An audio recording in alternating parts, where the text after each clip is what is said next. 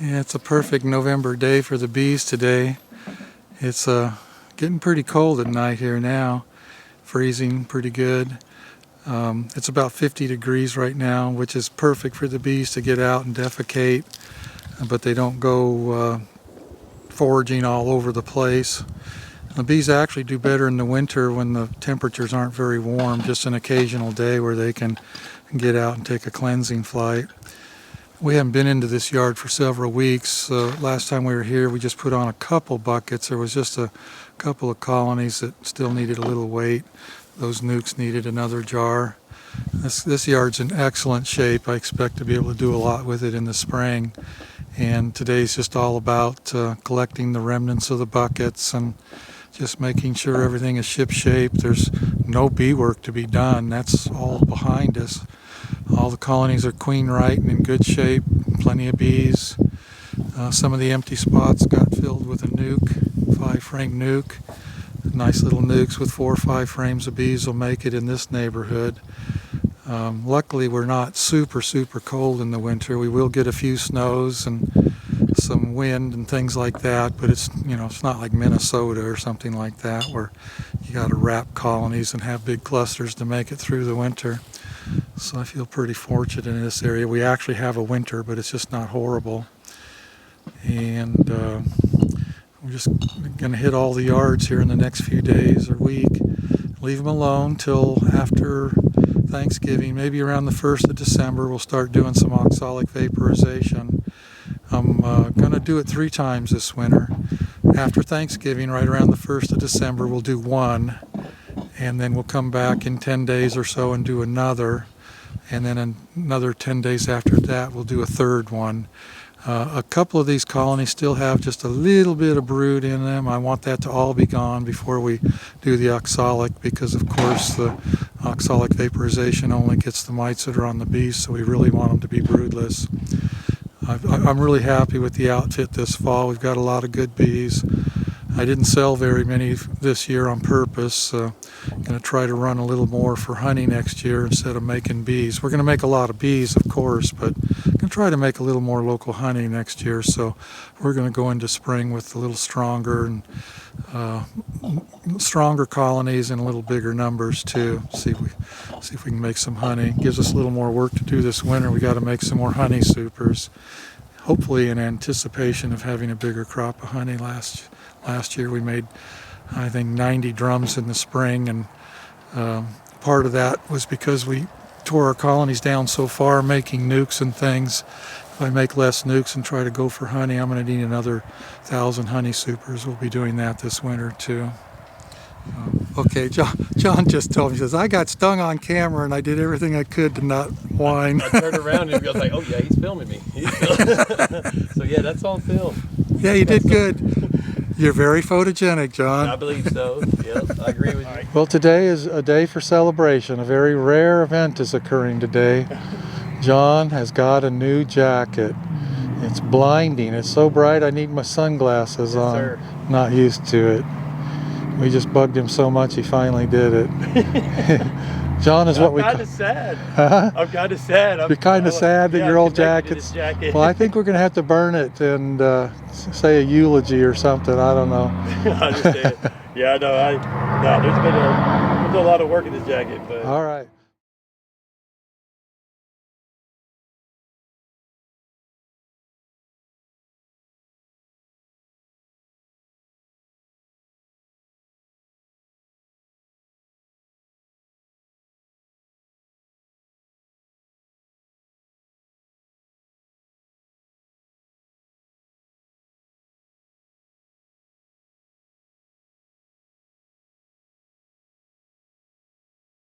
And Jason's moving on with all these breeder queen timing boxes, lids, everything. A lot going on down here.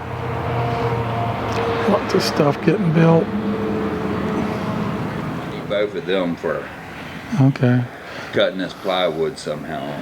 Yeah, you're going to have John and Seth both tomorrow. There's a 100% chance of rain on Friday, so they'll be in here for you. That'd be great. So, you seeing any issues with these timing boxes at all? They're just going together real nice? Yeah, they are. We kind of handpicked everything out of the bunch, so they're the nicest of the nice. And Okay. they're looking real good. You're going fast. You think you're doing really good sometimes, and you look at things like these dividers that Yeah, a little thing like that they slows look you like down. nothing, but you know, they get a little time consuming. Tedious work. It is. Once these are dipped in wax, you're gonna staple the queen excluder thing on. That works.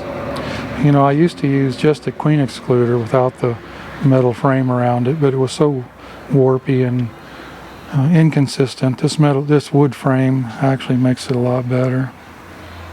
Okay, so these dividers just slip right in here in these slots. It's going to be a nice box. Lids are turning out good. Just got to get the end grain painted. I'll be ready to go.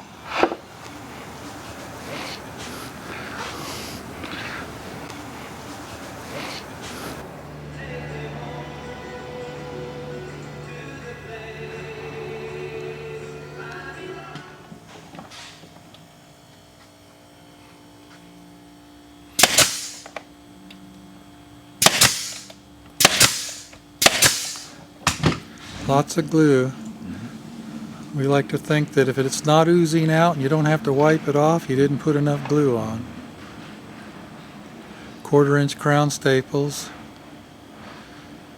Tight Bond 2 or Tight Bond 3, they both work pretty good for this application. Just a 3/8 strip on the end of these top boards. Pressure treated 3/8 thick strip.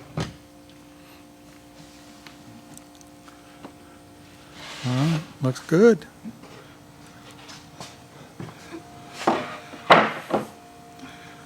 You're going to be real tired of these before you're done.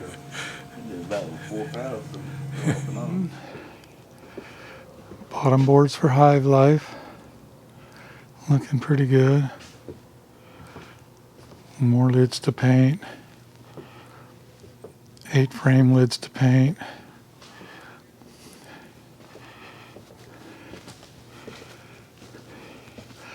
Kind of tedious painting these bottoms and the lids, but I think it's important to get this end grain sealed up so water won't be absorbed by the plywood through the end grain.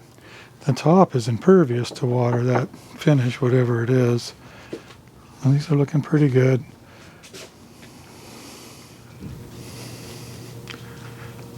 Hundreds of nuke boxes to put together.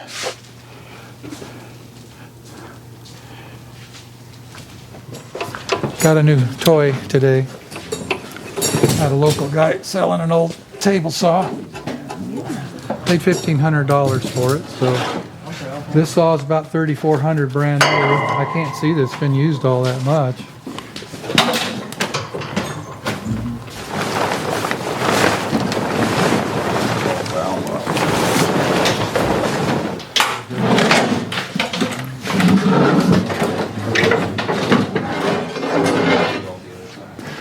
Ready? Yeah. Yep.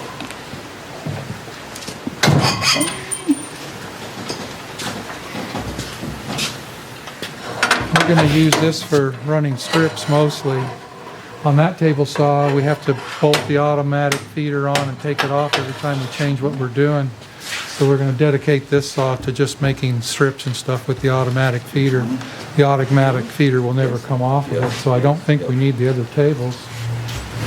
It's plenty heavy. It is. All kinds of stuff. Now we can really cut up. How many blades we got?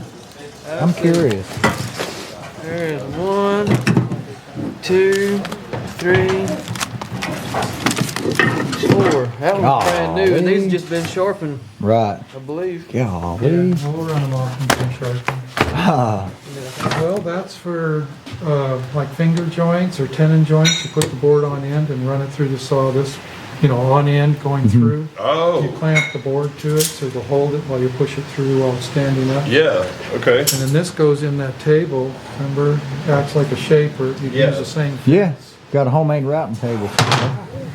the same business that makes Powermatic is making Jack, but Okay. of course the Powermatic's a better saw. Right. I see Powermatic's really good, isn't it? Yeah, I always wanted a Powermatic, but This will work. this will work. Right.